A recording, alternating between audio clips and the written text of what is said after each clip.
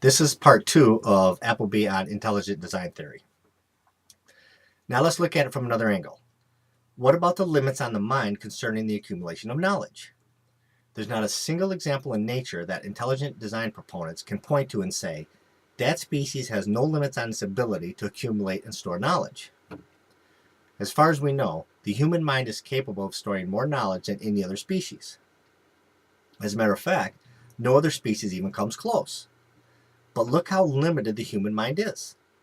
One person may be extremely knowledgeable compared to other human beings, but the amount of knowledge he possesses is minuscule compared to the knowledge mankind has accumulated overall. One knowledgeable human being may be able to build or invent something on their own, but that invention was the end result of a series of knowledge accumulating events strung together over vast amounts of time. A book cannot be written without language. Algebra cannot be learned without first learning about numbers. An engine cannot be built without the knowledge of how to forge steel, etc. In essence, most of the knowledge we possess is based upon the accumulated knowledge of others. Or it can be looked at like this.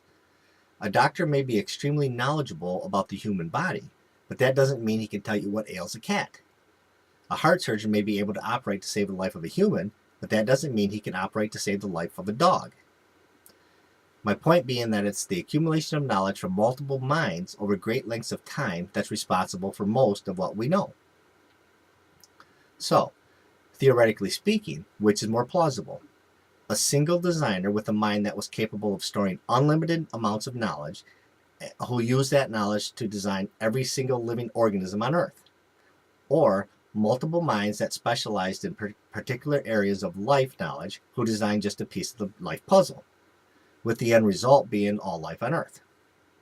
From a purely scientific viewpoint, the answer is obvious. There's absolutely nothing that's ever been observed that falls under the first category, but we know by how human beings accumulate and disseminate knowledge that the second category is not only possible, but we see it happen every single day. Now, do I believe this is how life began on Earth? Of course not. However, at least with multiple designers, we're not violating any natural laws, and it conforms to reality as we know it to be. Thus, intelligent designers theory should become the standard among intelligent design proponents. But will it? Of course not. It won't, because intelligent design proponents are out to prove the existence of God, not gods. Now I want to address another point concerning intelligent design. Intelligent design proponents say that if you look at life on a microscopic level, it's so complex it must have been intelligently designed.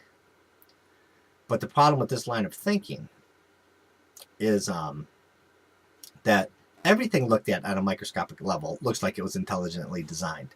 If it didn't, it wouldn't make sense.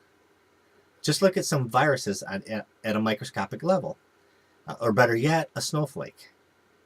If you were able to show someone living a few centuries ago what a snowflake looked like up close, and they didn't know that it was, or what it was, they would swear it was a man-made object because it looks too complex and symmetrical to be a natural phenomenon.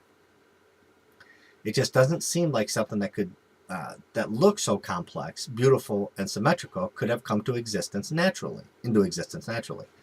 But we know they do.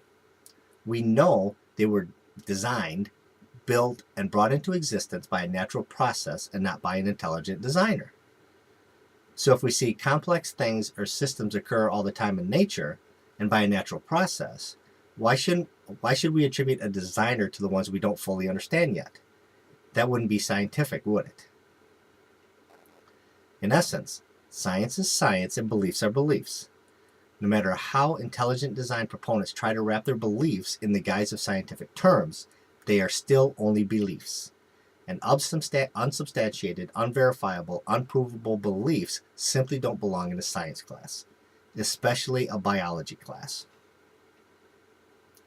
Also, if we're going to teach intelligent design in biology class, don't we have to teach it in astronomy class as well? After all, the same intelligent design premise can be applied to both, can't it? If intelligent design proponents argue that on a microscopic level, things are so complex that they must have been intelligently designed, then shouldn't it be argued that things on a macroscopic level are so complex that they must have been intelligently designed as well? If the universe isn't complex, what is? And what about other natural science classes? Don't these people believe a designer designed everything? How about teaching intelligent historical design theory in history class? Don't the overwhelming majority of human beings believe a designer, God, if we're going to be honest with ourselves, intervened throughout human history? Shouldn't intelligent historical design theory be taught alongside a secular history class?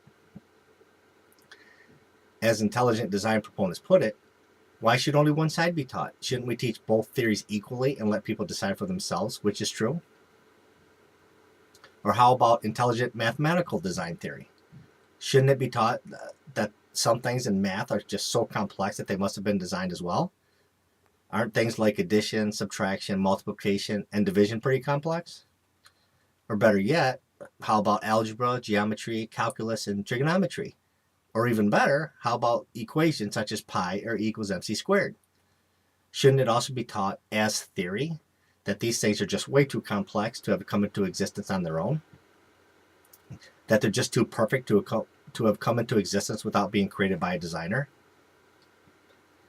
If intelligent design can be taught in biology class as a theory, then it can be taught as a theory in nearly every other class as well. There's simply no getting around that logic. If this happens, it will be the beginning of the end of all objective science. Put intelligent design in philosophy class, in mythology class, or in comparative religions class, but keep it as far away from any science class as possible, or it will take us to a new dark age. Another quick point I'd like to make about intelligent design, and even creationism for that matter, that proponents don't seem to understand is, even if it were somehow proven that life was intelligently designed on Earth, it still wouldn't prove an omniscient, omnipotent, omnipresent God did it. It would just prove that life on Earth was created by some type of life form that was much more advanced than human beings. Do I believe it? No. However, that conclusion would be infinitely more rational, reasonable, logical, and plausible than the God hypothesis. Thanks for your time.